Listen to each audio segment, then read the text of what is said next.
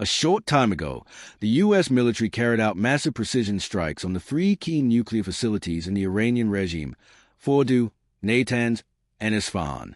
Everybody heard those names for years as they built this horribly destructive enterprise. Our objective was the destruction of Iran's nuclear enrichment capacity and a stop to the nuclear threat posed by the world's #1 state sponsor, terror. Tonight, I can report to the world that the strikes were a spectacular military success. Iran's key nuclear enrichment facilities have been completely and totally obliterated. Iran, the bully of the Middle East, must now make peace. If they do not, future attacks will be far greater and a lot easier. For 40 years, Iran has been saying death to America, death to Israel. They have been killing our people, blowing off their arms, blowing off their legs with roadside bombs. That was their specialty. We lost over 1,000 people, and hundreds of thousands throughout the Middle East and around the world have died as a direct result of their hate. In particular, so many were killed by their general, Qasem Soleimani. I decided a long time ago that I would not let this happen. It will not continue. I want to thank and congratulate Prime Minister Bibi Netanyahu. We worked as a team like perhaps no team has ever worked before, and we've gone a long way to erasing this horrible threat to Israel.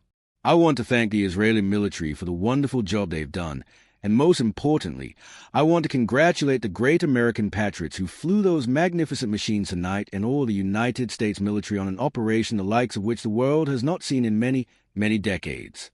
Hopefully, we will no longer need their services in this capacity. I hope that's so. I also want to congratulate the chairman of the Joint Chiefs of Staff, General Dan Ricen-Cain, a spectacular general, and all of the brilliant military minds involved in this attack. With all of that being said, this cannot continue. There will be either peace or there will be tragedy for Iran far greater than we have witnessed over the last 8 days. Remember, there are many targets left. Tonight's was the most difficult of them all by far, and perhaps the most lethal. But if peace does not come quickly, we will go after those other targets with precision, speed, and skill. Most of them can be taken out in a matter of minutes. There's no military in the world that could have done what we did tonight, not even close. There has never been a military that could do what took place just a little while ago. Tomorrow, General Cain and Secretary of Defense Pete Hegseth will have a press conference at 8 a.m. at the Pentagon, and I want to just thank everybody, and in particular, God. I want to just say we love you, God, and we love our great military. Protect them. God bless the Middle East. God bless Israel. And God bless America. Thank you very much. Thank you.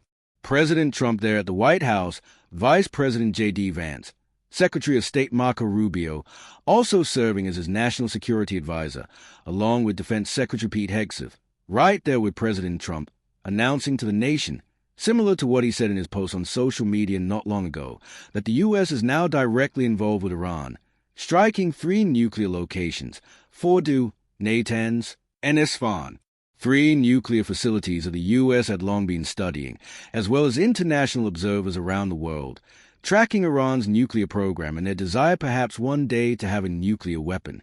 I want to bring in Mary Bruce. Let's go back to Mary at the White House. Mary, the president had warned Iran, come to the table. Let's negotiate some sort of peace deal, that this current conflict must end. At last word, he said 2 weeks would be his deadline. We know that's turned out to be 2 days. We'll learn in the hours and days to come whether that was part of the strategy here. But this is a fairly risky move for this president, though tonight he says it's been a victory. He thanked U.S. forces who were involved and said if Iran does not end the wars and seek peace, tragedy for Iran will be even greater than what we've seen in the last 24 hours. David, it is an extremely risky move, and no one knows really where this goes from here. Look, the president, we know, has long warned that Iran cannot get a nuclear weapon, but he also long was pushing for those negotiations. As you mentioned, it was just 2 days ago that the president announced, after yet another meeting in the Situation Room, that he was going to give himself this 2-week deadline within which to make this decision whether or not to strike Iran, in part because he thought there was, quote, a substantial chance of negotiations, that they would be able to get Iran back to the table. It is not clear still, even after hearing from the president just now, what changed his mind. What led him to believe there was no time left to waste, that the U.S. had to go ahead and get deeply involved in this conflict in a way that the president has also really promised the American people he would not? He campaigned on a promise to be a peacemaker and a unifier, to keep America out of these kinds of conflicts. And what's clear tonight is that the president is very much leaving open the door that there will be more of this. While he is hailing the strikes tonight as a huge success, he is also not ruling out additional military action, saying that there are many targets left and that they will act with precision, speed, and skill if needed. How all of this will ultimately end, Iran's nuclear program, is a huge question. And of course, David, Iran has promised a severe response if the U.S. were to be directly involved, as we now are. And one quick follow-up to what you're reporting here, Mary. Obviously, you're watching History of World Live coverage at this hour. The president just addressing the nation, talking about the U.S. striking 3 Iranian nuclear sites. The president calling it a tremendous success. Speaking briefly with our Jon Karl earlier this evening, before addressing the nation about this. And Mary, you've covered President Trump for some time. You've covered him as a candidate, his promises not to engage in the Middle East and in any more foreign wars. At the same time, he has long promised that Iran would not get a nuclear weapon. Yeah, and David, just again, 2 days ago, the White House was saying that they were giving themselves this 2-week timeline again, stressed that Iran was very close to getting a nuclear weapon, saying that Iran had everything it needed to achieve a nuclear weapon, and that once the Supreme Leader gave the go-ahead, that it could be just a few weeks before Iran had that full capability. Clearly, something changed in the president's calculus to make him go ahead and make this decision tonight. It is a remarkable turn for a president who has avoided getting dragged into these kinds of conflicts, and it is one that his presidency will now define. That is for sure. Our chief White House correspondent, Mary Bruce, with us live here tonight. Mary, thank you. I want to bring in Jon Karl, our chief Washington correspondent. John, I was struck that you were able to connect with the president even before he addressed the nation tonight. Again, he was confident with what he had witnessed, what he'd been briefed on following this operation, and made it clear to the American people that all of the U.S. military involved in this operation is back out of that airspace and on their way home. I think the most significant thing is, I called him. I mean, really, David, just in the aftermath of learning about these attacks, within an hour of his speech that we just saw, and he picked up the phone. That was a measure of how eager he was to tout what he said in those words. He said to me, "A tremendous success tonight." He didn't want to talk about the details of the operation, about the very difficult questions, David, of what are the next steps, what happens with Iran, what happens with Iran's efforts to retaliate.